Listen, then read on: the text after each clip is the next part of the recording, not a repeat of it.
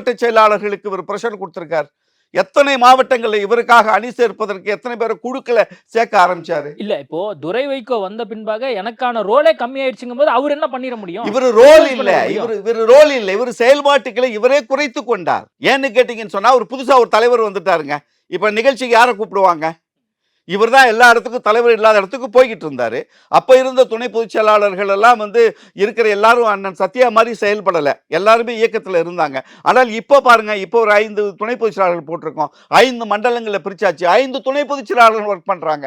அப்ப பரபரப்பா இருந்தீங்க. அந்த பரபரப்புங்கிற சூழ்நிலை கொஞ்சம் குறையுது. யதார்த்தமாக குறையும். இப்ப நான் கூப்பிடுறது யாரை கூப்பிடுவேன்? எங்களுடைய முதன்மை செயலாளர் துரை வைகோ அவர்களை வச்சு தானே நிகழ்ச்சி நடத்தணும்னு நான் நினைப்பேன். என் தலைவர் இடத்துல அவரை வச்சு பார்க்குறோம்ல. அப்போ உங்களுடைய இம்பார்ட்டன்ஸ் குறையுதுன்னு நீங்க நினைக்கிறீங்க. இது இயற்கை. இது இப்படித்தான் நடக்கும். இதை மாற்ற முடியாது. எந்த இயக்கமாக இருந்தாலும் இதுதான் நடக்கும். அப்போ தனக்கான செல்வாக்கு குறையுதுன்னு நினைக்கிறீங்க. அப்போ என்ன பண்றீங்க? அவங்களோடெல்லாம் தொடர்பு வச்சுக்கிட்டு அவங்களுக்கு யாரெல்லாம் தெரியுமோ, எந்த மாவட்டத்தில் அணி சேர்க்க முடியுமோ என்று சாதிய சிந்தனையோடு செயல்பட்டது